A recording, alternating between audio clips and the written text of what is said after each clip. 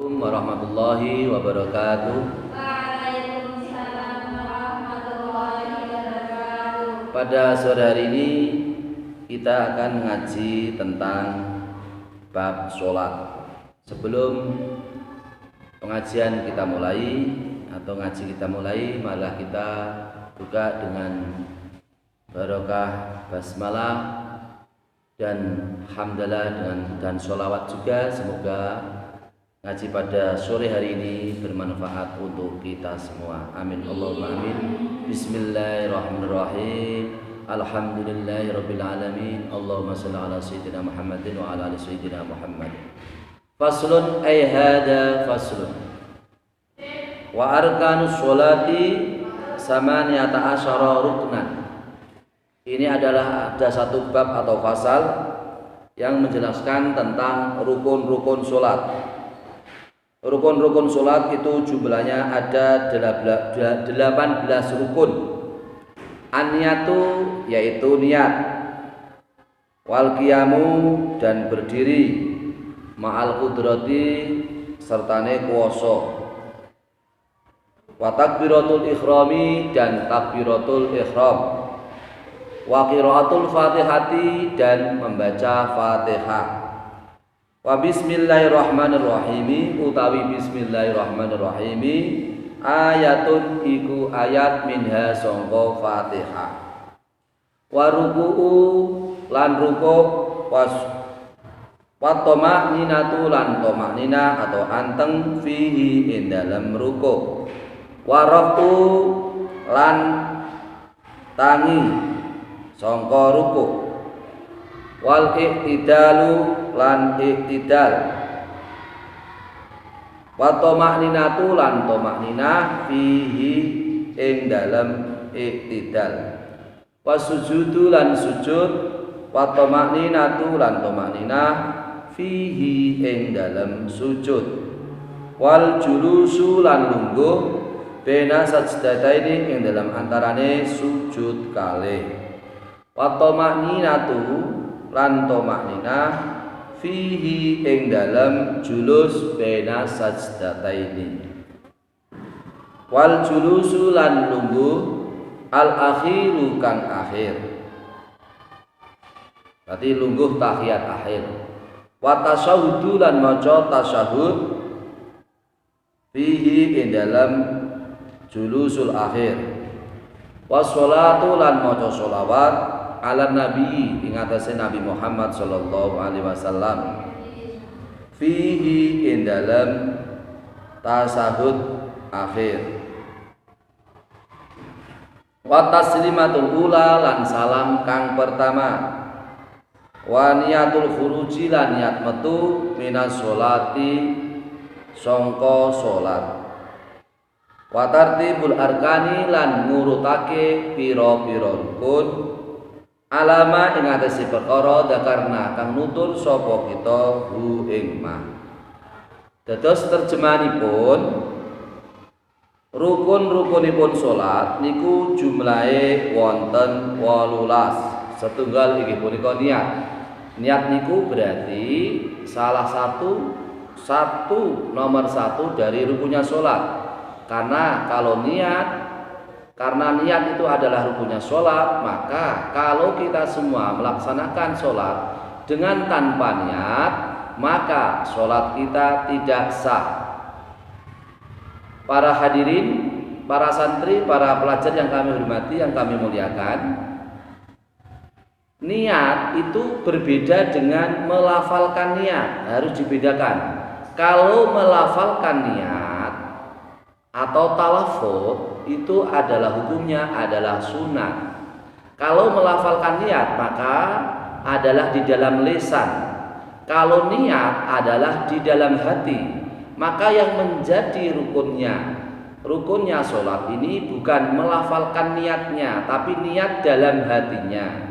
Maka kalau orang sholat yang lebih sempurna, lebih baik adalah melafalkan niat disertai dengan niat yang ada di dalam hati. Contohnya, kita niat sholat maghrib, usolli fardhul maghribi secara berjamaah. usolli fardhal maghribi salasa raka'atin mustaqbilal qiblati adaan ma'muman lillahi ta'ala.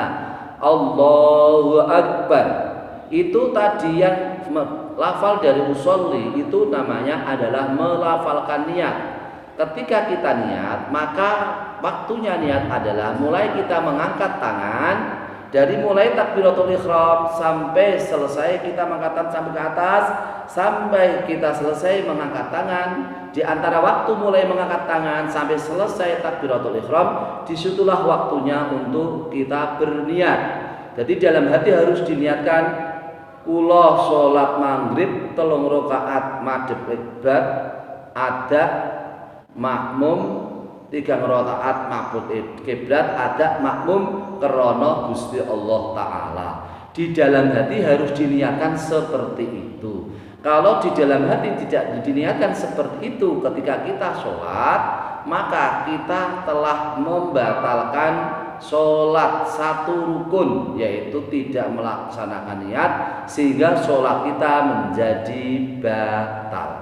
Yang lebih sempurna adalah kita melafalkan dan juga berniat, karena niat adalah dalam hati adalah rukun, sedangkan melafalkan niat adalah sunnah. Jadi dua-duanya supaya kita raih untuk dapat melaksanakan sholat dengan sah. Itu yang pertama adalah niat. Niat ini tergantung kepada kondisinya. Kalau kita sholat jamaah, maka niat kita ketika melafalkan pakai makmuman. Kenapa pakai makmuman? Karena kalau kita niat dengan pakai makmuman, berarti kita niat sholat berjamaah, ada makmum, ada imam. Berarti kita mendapatkan pahala 27 derajat. Sholatul jamaati afdhalu min sholatil fardhi bi 27 darajat.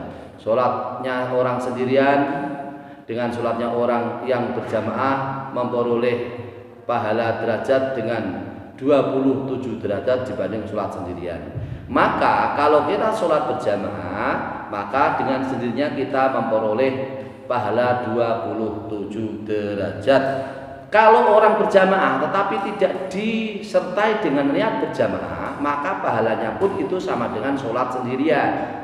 Kalau orang sholat sendirian tapi diniati bersolat berjamaah, maka tidak boleh karena dia adalah posisi sholat sendirian. Maka yang lebih baik adalah kita melaksanakan sholat dengan secara berjamaah bersama dengan para makmum bersama dengan imam, dan kita pun berniat untuk melaksanakan sholat berjamaah dalam hati kita ketika berniat.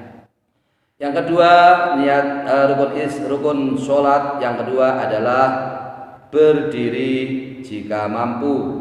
Artinya agama Islam itu memberikan kemurahan, keringanan. Jika kita memang mampu berdiri, maka berdiri itu menjadi rukunnya sholat. Tetapi kalau kita tidak mampu berdiri, maka kita harus duduk, karena posisi berdiri kita sulit, karena dalam keadaan sulit, apakah itu sakit atau ada halangan yang lain, maka kita harus duduk. Terus yang ketiga,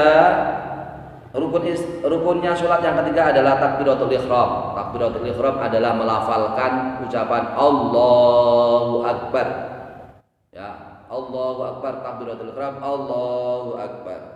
Kalau lafal itu diganti dengan lafal lain, maka tidak boleh dan membatalkan sholat. Harus berupa apa adanya seperti yang dicontohkan oleh Rasulullah Shallallahu Alaihi Wasallam. Shollu kama ra'aitumuni usolli. Hai para sahabat, sholatlah kamu semua sebagaimana kamu semua melihat saya sholat. Maka sholatnya Rasulullah dengan melafalkan takbiratul ihram, maka tidak boleh diganti dengan lafal yang lain seperti Allahu Samad, Allahul Kabir, Allahul Akbar, Allahul Kabir, kemudian Allahul Malik dan seterusnya. Itu tidak diperbolehkan dan hukumnya dapat membatalkan sholat. Kemudian yang selanjutnya, rukunnya sholat yang selanjutnya adalah setelah takbiratul ihram adalah membaca Fatihah. Bacaan Fatihah ini adalah bacaan yang perlu kita pelajari dengan seksama. kita perlu belajar dengan ahli Quran. Orang-orang yang ahli Quran adalah orang-orang yang belajar dari guru ke guru, dari ke guru. Artinya orang yang benar-benar memang ahli Quran. Maka membaca Fatihah itu perlu digurukan kepada orang yang ahli Quran. Setidaknya kalau kita membaca Fatihah, maka tidak boleh mengurangi panjang Fatihah atau menambah panjang Fatihah, atau mengurangi tasdid atau menambah tasdid, atau mengganti huruf satu huruf dengan huruf yang lain. Itu juga membatalkan Fatihah, dengan sendirinya membatalkan yaitu sholat. Kecuali bagi orang-orang yang memang tidak bisa belajar karena kondisinya tidak memungkinkan untuk belajar. Kalau kita memang bisa belajar, maka kita harus belajar Fatihah dengan sebenar-benarnya, karena bacaan Fatihah dalam sholat itu harus benar. Maka perlu kita benarkan bacaan kita ketika kurang benar, atau mungkin kalau kita belum belajar, maka kita supaya belajar dalam membaca Fatihah dengan benar. Karena membaca Fatihah dengan benar itu adalah bagian dari rukunnya sholat. Termasuk di sini dijelaskan bahwa Bismillahirrahmanirrahim adalah bagian daripada surat Fatihah. Artinya satu kesatuan, integrasi, dia adalah bagian dari Fatihah. Tidak di luar bacaan Fatihah. Maka membaca Bismillahirrahmanirrahim atau basmalah maka hukumnya wajib, karena membaca basmalah itu adalah bagian daripada Fatihah. Kemudian selanjutnya, rukun sholat selanjutnya setelah membaca Fatihah adalah ruku. Ruku adalah ketika kita sudah melaksanakan bacaan Fatihah, kemudian kita juga disunahkan untuk membaca surat pendek setelah Fatihah. Setelah itu adalah kita melakukan ruku. Ruku yang benar adalah ruku yang dicontohkan oleh Rasulullah Shallallahu Alaihi Wasallam, yaitu posisi dalam keadaan seperti bungkuk dalam kondisi 90 derajat, yaitu seperti bentuknya badan adalah siku-siku. Kalau bentuk badan siku-siku, maka itulah ruku yang baik. Ruku ini ada beberapa ketentuan, yaitu satu adalah kesunatan untuk melafalkan ruku, subhana rabbiyal azim wa bihamdi, kesunatan 3 kali. Di samping itu kita harus mata kita harus menghadap ke bawah, bagian daripada kesempurnaan melaksanakan ruku. Juga bagian dari kesempurnaan melaksanakan ruku adalah kita menghayati atau memahami apa yang kita lafalkan pada bacaan ruku itu. Subhana rabbiyal azim wa bihamdi, Maha suci Allah yang maha, yaitu maha agung dan dengan pujiannya. Kita memahami, menghayati bacaan pada bacaan ruku. Kemudian rukun sholat selanjutnya adalah thama'ninah pada ruku. Dalam arti ketika kita melaksanakan sholat, maka badan kita harus tenang, harus anteng. Bacaan yang paling sedikit ketentuan thama'ninah adalah bacaan subhanallah. Ketika kita membaca subhanallah sekali dalam keadaan tenang atau anteng, maka itu termasuk batas minimal kita melaksanakan thama'ninah. Itu sudah dinamakan thama'ninah, yaitu membaca bacaan tasbih sekali subhanallah. Lebih sempurna lagi ketika kita membaca yaitu dengan 3 kali bacaan subhana rabbiyal azim wa bihamdi, subhana rabbiyal azim wa bihamdi, subhana rabbiyal azim wa bihamdi. Itulah bacaan yang sempurna disertai dengan penghayatan atau pemahaman apa yang kita ucapkan. Selanjutnya rukun sholat selanjutnya adalah bangun dari ruku. Setelah kita ruku kemudian kita bangun dari ruku, dan juga iktidal.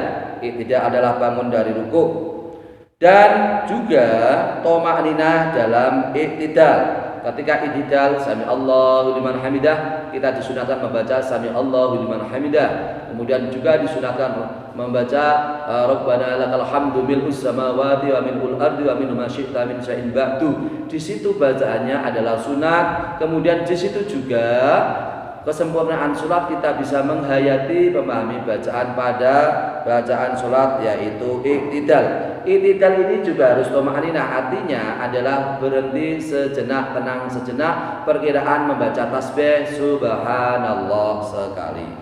Kemudian selanjutnya adalah waruku'u. Nggih punika ruku adalah selanjutnya adalah wasujudu, yaitu sujud. Sujud adalah ketika kita badan kita yaitu merendahkan diri di hadapan Allah Subhanahu wa taala dalam keadaan sujud. Pada sujud ini disunahkan untuk membaca bacaan seperti yang kita laksanakan kesehariannya, yaitu subhana rabbiyal a'la wa bihamdi, subhana rabbiyal a'la wa bihamdi, subhana rabbiyal a'la wa bihamdi 3 kali. Dalam hal ini untuk pelaksanaan sujud, supaya sujud itu kita sempurna, maka ada beberapa hal yang perlu kita laksanakan. Yang pertama adalah sujud dahi kita supaya dipetelke, atau dahi kita supaya ditekan, supaya dalam sujud kita itu sempurna. Yang kedua, ketika kita melaksanakan sujud, maka mata kita supaya mata yang melihat ke tempat sujud. Bahasa Jawanya orang mengatakan menteleng. Menteleng itu dengan mata melihat ketajaman melihat ke tempat sujud.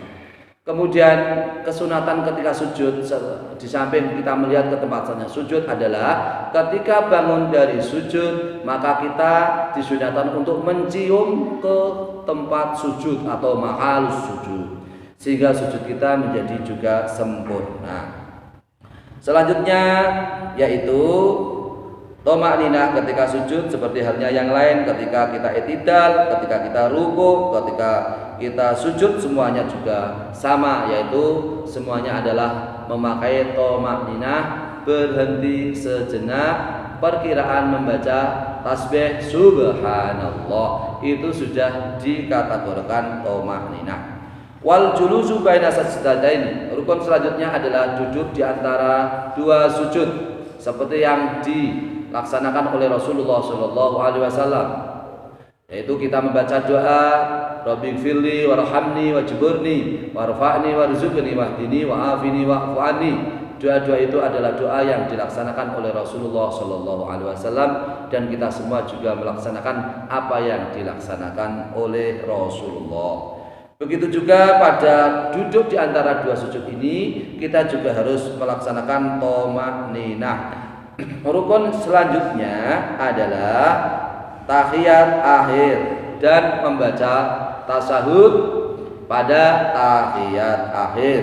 Jadi mulai bacaan at-tahiyatul mubarakatus shalawatut thayyibatu lillah. Assalamu alayka ayyuhan nabiyyu wa rahmatullahi wa barakatuh. Assalamu alayna wa ala ibadillahis sholihin. Asyhadu an la ilaha illallah wa asyhadu anna Muhammadar Rasulullah. Di situ pada tahiyat akhir kita disunatkan yang pertama adalah menghayati, memahami bacaan tahiyat akhir. Yang kedua adalah melafalkan tahiyat akhir dengan benar. Yang ketiga adalah ketika kita mengucapkan asyhadu alla ilaha illallah, maka kita disunatkan jari ini kita disunatkan untuk untuk kita, yaitu kita munculkan ke depan. Artinya kita adalah menunjuk jari kita ke depan. Simbol bahwasanya ketika kita mulai tahiyat awal sampai selesai, sampai tengah, ketika kita mengucapkan tasyahud asyhadu alla ilaha illallah, mulai dari pertama kita adalah antara jari, yaitu ibu jari dan jari telunjuk, maka disunatkan untuk membentuk angka 0, menunjukkan minha khalaqnakum wa fiha nu'idukum wa minha nukhrijukum taratan ukhra. Kita semua adalah diciptakan oleh Allah Subhanahu wa taala, dan kita semua adalah hidup untuk Allah Subhanahu wa taala, dan kita semua akan kembali kepada Allah Subhanahu wa taala. Ini adalah simbol 0. 0 adalah kosong. Kita dari kosong nanti akan kembali ke kosong, kita akan kembali kepada Allah Subhanahu wa taala. Maka ketika tasyahud akhir disunatkan untuk melihat jari kita. supaya ketika kita besok, ketika ruh keluar dari jasad kita, ketika kita diambil oleh Allah Subhanahu wa taala, ruh kita yaitu meninggal, maka lisan kita mengucapkan la ilaha illallah, artinya kita semua dalam keadaan husnul khotimah, karena keluarnya ruh ini adalah mata kita melihat keluarnya ruh. Maka setiap hari kita supaya ketika tahiyat akhir membaca tasahud, maka lisan kita mengucapkan, kemudian mata kita melihat pada jari menunjukkan kita semua adalah kehidupan ini tujuannya adalah Allah Subhanahu wa taala. Kemudian selanjutnya adalah setelah kita semua membaca tasawuf akhir, kemudian adalah rukun selanjutnya adalah membaca sholawat kepada Nabi Muhammad sallallahu alaihi wasallam. Allahumma sholli ala sayyidina Muhammad. Itu yang menjadi rukunnya sholat. Begitu seterusnya, yaitu salam yang pertama. Kenapa salam yang pertama? Salam yang pertama adalah salam menunjukkan rukun. Salam yang kedua adalah salam sunat. Assalamualaikum warahmatullahi, kita disunahkan untuk yaitu menghadapkan wajah kita ke arah kanan dengan niat kita memberi salam, mendoakan kepada para malaikat di arah kanan dan para sahabat-sahabat kita, para makmumi, orang-orang ikut berjamaah di sebelah kanan, di sebelah depan, di sebelah belakang, bagian kanan.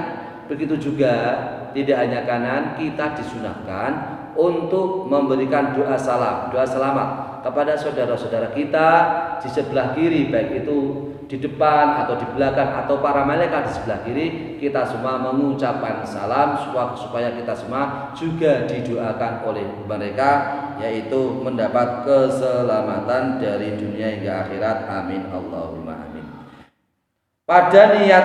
Pada salam yang pertama ini harus disertai dengan niat keluar dari sholat, yaitu wa niatul khuruji minas sholati, disertai dengan niat keluar dari sholat. Kalau salam ini tidak disertai dengan niat keluar dari sholat, maka itu pun tidak sah, maka sholatnya tidak sah. Kemudian yang selanjutnya, rukun sholat yang selanjutnya adalah tartib, mengurutkan rukun-rukun dari pertama sampai seterusnya. Jadi pada rukunnya sholat ini tidak boleh dari rukun ke-1 pindah ke rukun 3, ke-5, ke-7 dan seterusnya. Memang harus seperti itu urut, dari rukun yang pertama, kemudian rukun yang kedua, rukun yang ketiga dan seterusnya kita laksanakan dengan tertib atau urut-urut. Kalau kita kerjakan dengan sebaik-baiknya, kita melaksanakan rukun dan juga kita melaksanakan sunat-sunat pada sholat, maka insya Allah sholat kita diterima Allah oleh Allah Subhanahu wa taala. Sholat yang awal waktu, sholat yang khusyuk, sholat yang hudur, yaitu hati kita senantiasa ingat kepada Allah Subhanahu wa taala. Sholat yang diawali dikerjakan dengan awal waktu, insya Allah sholat kita diterima oleh Allah Subhanahu wa taala. Demikian ngaji pada sore ini, hari ini, semoga bermanfaat untuk kita semua dan semoga menjadi pedoman kita semua dalam melaksanakan ibadah sholat dengan sebaik-baiknya. Amin Allahumma amin. Wal afu minkum. Wassalamualaikum warahmatullahi wabarakatuh.